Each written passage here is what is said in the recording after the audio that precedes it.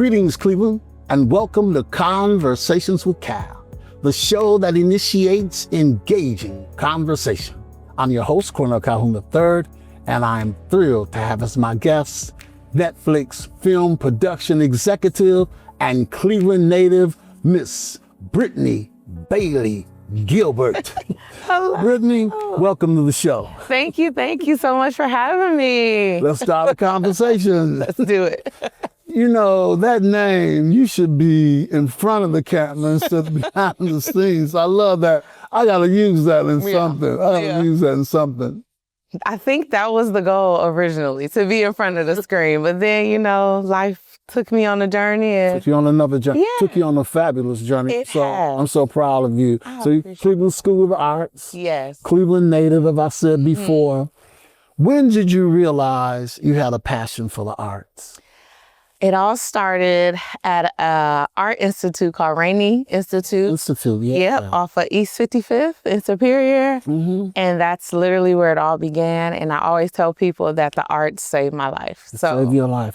Save your life. Why do you say that? Because growing up in an area where crime is pretty high, it's middle working class, and the environment can really take you on one trajectory or it could take you to another. But we had this safe haven at Rainey Institute, and it was our own little bubble, and we were able to explore the arts and be open to so many different things and opportunities. So it was right there in the midst of it all, literally like the eye of the storm, and it kept me and so many others safe. So it was that outlet that changed the trajectory of my life.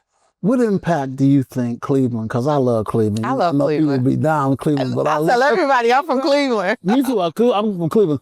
What impact do you think Cleveland had on your career and now and even in the beginning? Well, everybody who knows me from now till back in the day, everybody knows I love Cleveland. I represent everywhere I go, from here to LA. And Cleveland will always be home, right? It is truly where the heart is.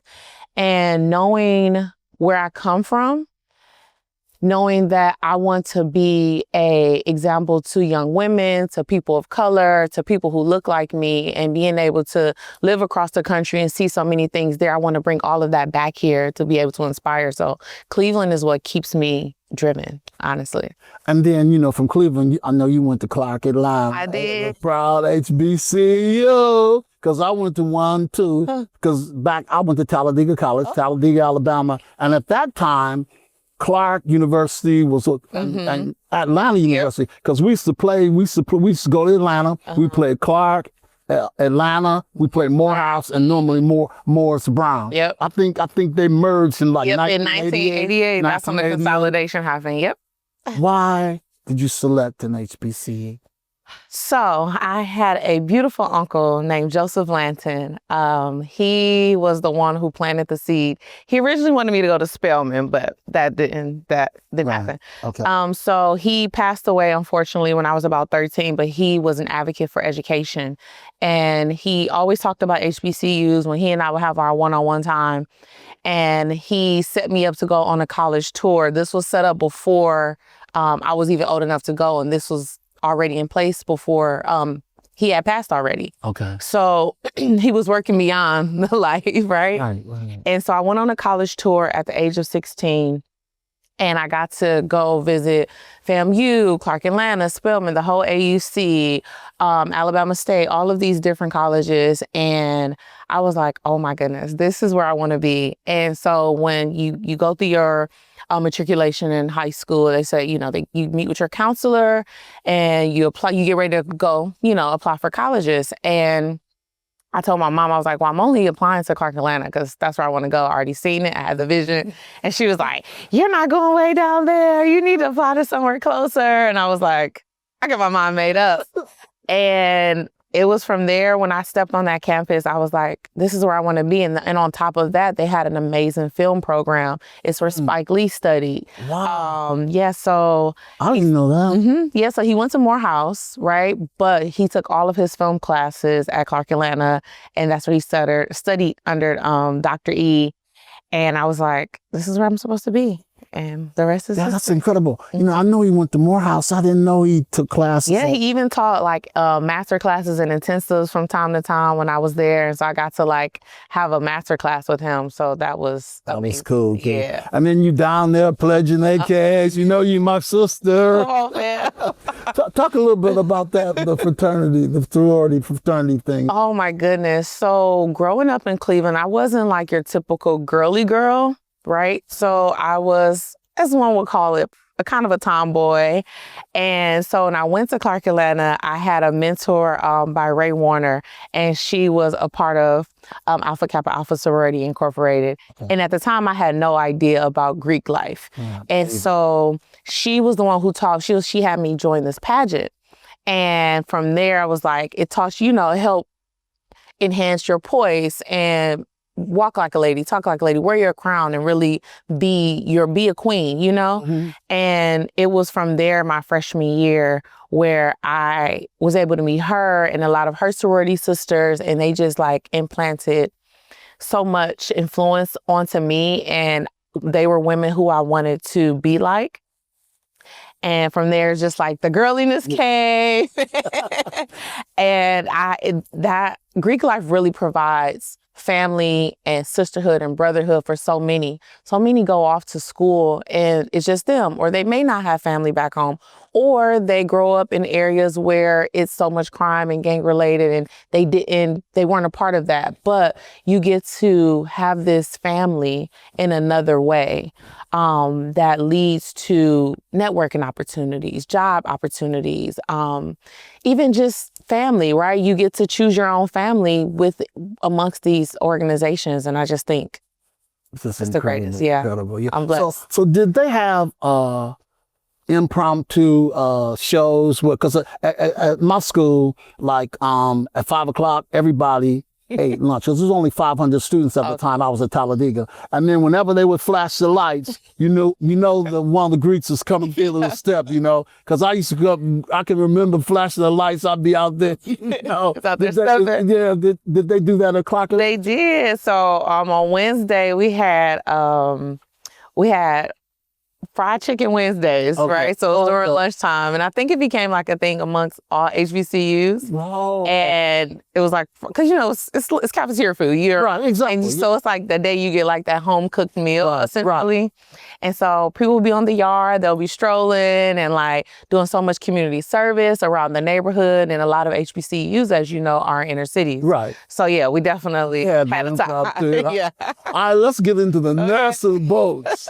Netflix. Yeah. This is incredible. So before I really get into it, I want to ask you a question. When people find out that you work for Netflix, what's the question they ask you the most? Can you give me a script, or can you give me an acting role, or can you cast me or something? I'm just like, if I could, I would. It's just not that simple. Now, you kind of were like working the independent film part, right? Which is what films 13 to 40 million. Yep. So those would be more of the lower range films. Okay. Yep. Okay. Mm-hmm. So what's a typical day for you at work?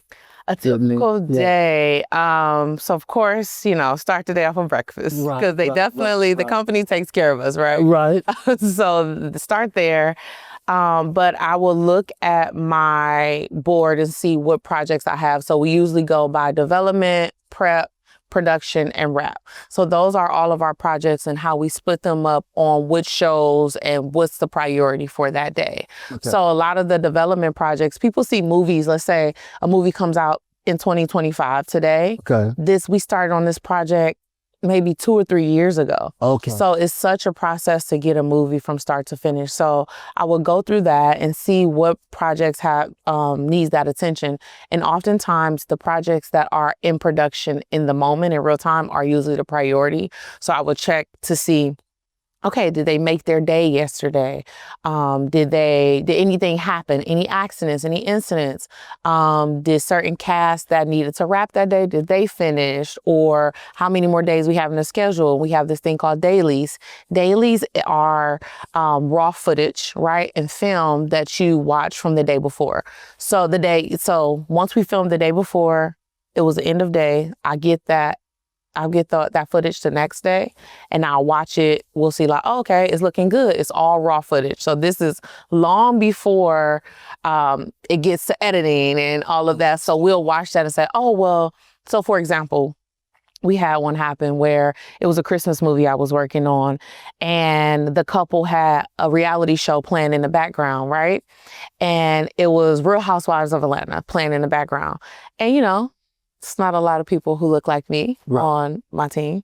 And I was like, that particular clip that's playing, that was showing one of the cast members' late husband. And I'm like, I don't know if that will be something we should flag that may not look good and that could possibly cause something later on. Right. So I caught that, flagged it to our post team and they were like, oh my goodness, we shouldn't, we need to take that out. So little things like that. So we watched that footage to basically everything is to prevent something from happening. Our jobs are to prevent fires, right? And then we put out fires as well, figuratively speaking. So, and you know what I found really extraordinary is that in preparation for Netflix, you worked at Tyler Perry Studios and some of the big like the Oval and the have-nots. Talk a little bit about being there, so how it prepared you for the next step. Of course, I would love to. And I always like to share this part of my journey because I think a lot of people they get really discouraged trying to get into this industry.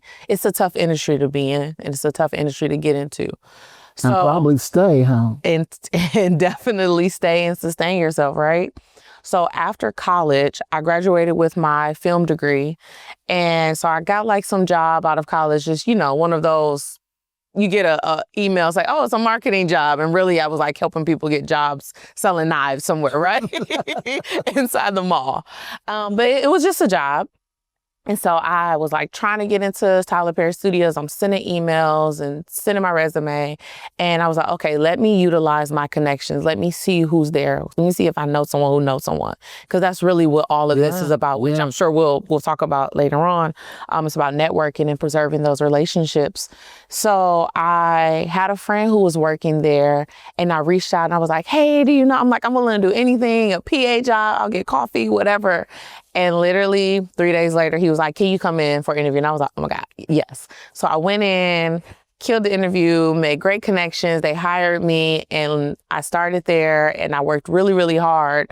And from there, you have that mindset of when you get into the industry, everybody starts from the bottom. You have to be humble. You have to take your ego out of it. I have a college degree. I'm not I'm getting coffee for somebody. It doesn't matter. Right. Because me getting coffee for this person, now I know their coffee order, I know their lunch order, and now I'm paying attention to little details, and now I have these moments to have these conversations with this person. I'm like, oh, how are the kids? Or how is this? And they remember those things. And so then later on in life, I'm like, oh, now I have that as a connection because they remember this girl who always knew their coffee order, who always knew these things. And so just little things like that. So after Tyler Perry, I just wanted to expand my network and experience, and I got advice that I had to, get myself out into the world of film.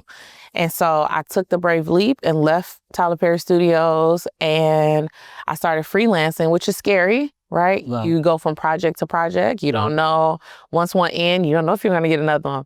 You still have bills to pay. You still have a livelihood. And I tell people this industry is faith-based. You have that faith. Yeah. For sure.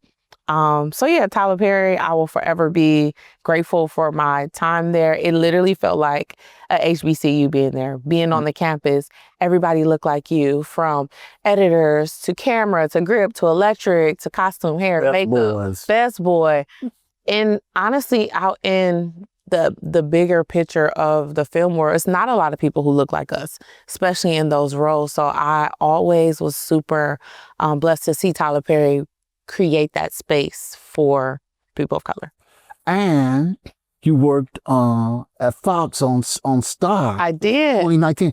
I love Star. How did that come about? It's all about network. So that was my first project I got on after I left Tyler Perry, and there was. Was that in Atlanta? That was in Atlanta. Okay. Yep. So it was like a 6-month project. Mm-hmm. And I was a production secretary on that project, and it was great. I got to meet Lee Daniels and see how they work and get into the minds of other creatives and just sit back and watch. And I think one of the biggest takeaways with being in the industry, and once you go from project to project, is observe, learn, talk to everybody, read everything. You get a piece of paper, read it, and ask questions. So that was my experience on Star. I felt like I was like a fish out of water, like just trying to learn everything. In your opinion, what makes a great movie? Not a good movie, but what elements make a great movie? So I feel like most people would say the story, right? And I do agree. A great movie is the story. But I think what makes a movie phenomenal is your team. Hiring the right people who believe in that story. Because it's one thing for people to just take a job and say, oh, I need a job, so I'm going to work on this movie. But they may not really believe in the story, or they may not really have a feeling to that story or the message that's trying to be conveyed. So getting like your camera, your DP, your AD, your UPM, your production supervisor, getting those people on board and they really believe in that story, like it's their own, I think that's what makes the best stories. And then they hire the right crew. So you get someone, let's say your hair and makeup person, right? Let's say we have a cast of people of color, right? You have Black people, and you hire someone who doesn't know how to do texture hair or blend makeup, and so you have to hire the right team to really bring that story to life. I think that's what makes really great movies.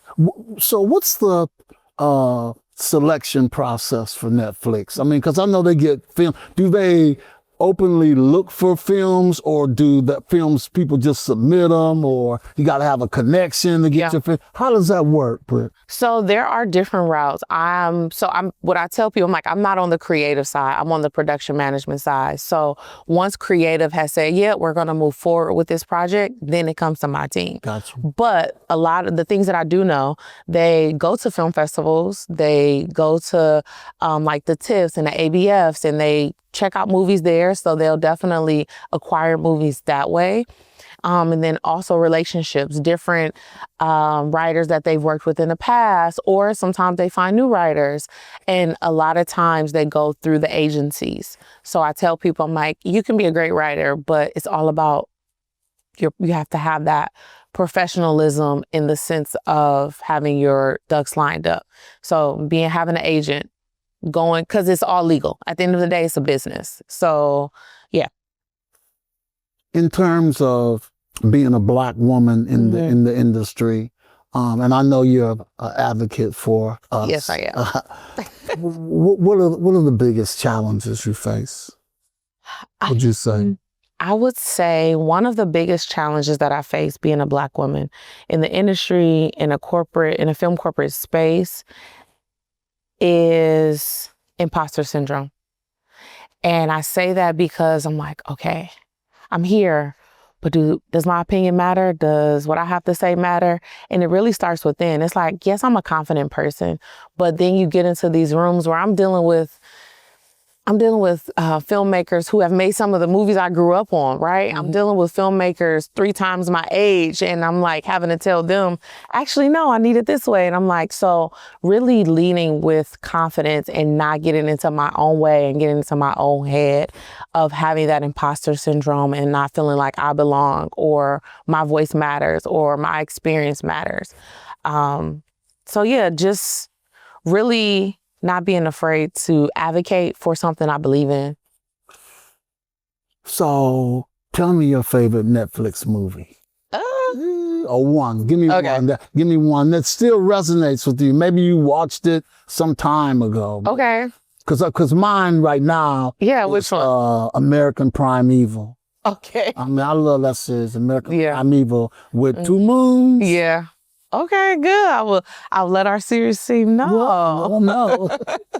I would say, I'm biased, obviously I'm going to pick my movies, but 2 movies that come to mind. One, so I do a lot of Christmas movies. Okay. I do a lot of holiday romance movies. I work on a lot of those. And one of the movies that I really enjoy working on was Meet Me Next Christmas with Christina Milian and DeVal Ellis. And it was just a good, heartfelt Christmas movie. It was like we had 2 Black leads and it just was a feel good. So I really enjoyed working on that. And another one that I really enjoy, it was called Good Grief. Good grief. Uh-huh. Are they playing now on Netflix?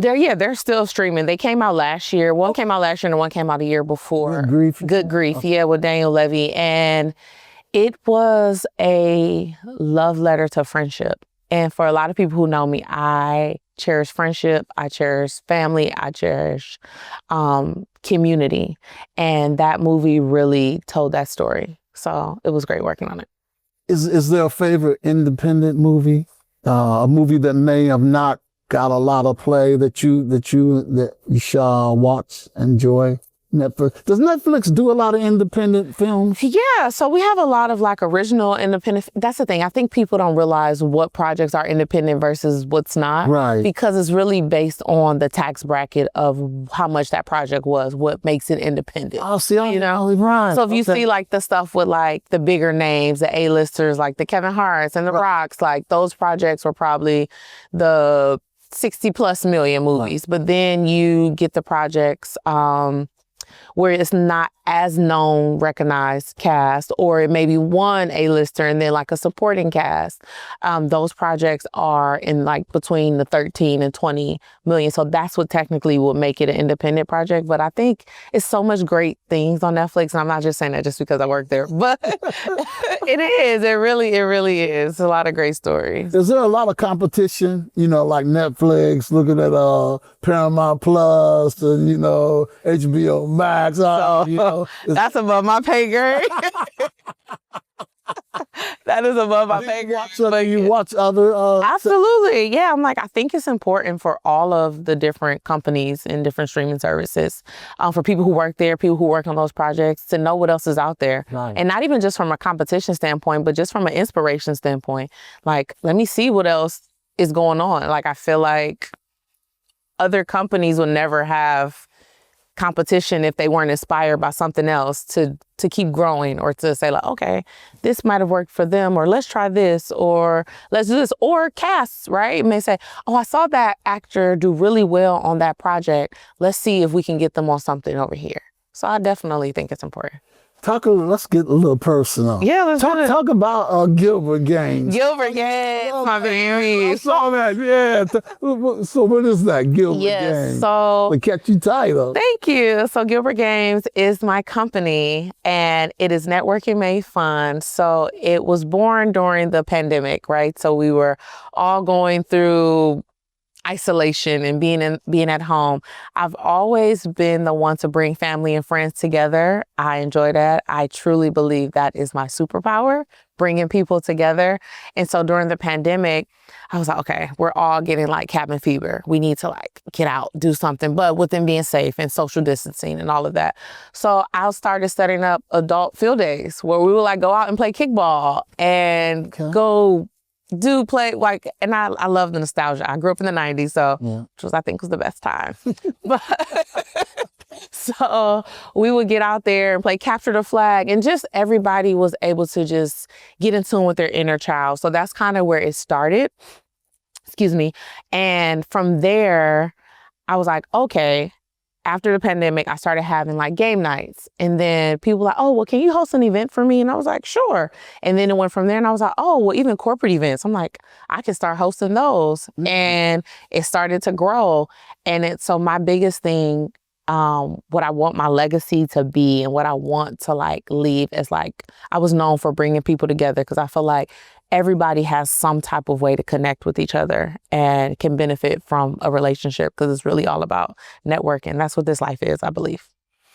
And finally, so there's a young person in Cleveland who wants to get into film. Mm-hmm. What's the best advice you could give he or she? The best advice I would give someone who wants to get into the film industry in Cleveland is to be open-minded. Don't be afraid to step out of your comfort zone. I always say I like for people to leave Cleveland, but I know that's not always as easy as it seems. But it doesn't even have to be to leave Cleveland. Leave your environment. Go to like the Illyrias and the Parmas and the Lorraine. Just go try new places. Where there's new restaurants, just go out and meet new people. There's so many great film programs in Cleveland.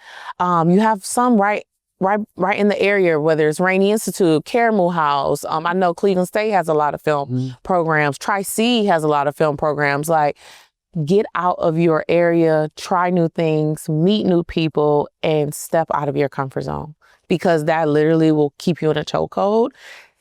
And it's like, why not? Why not? Why not? Why not? Why not?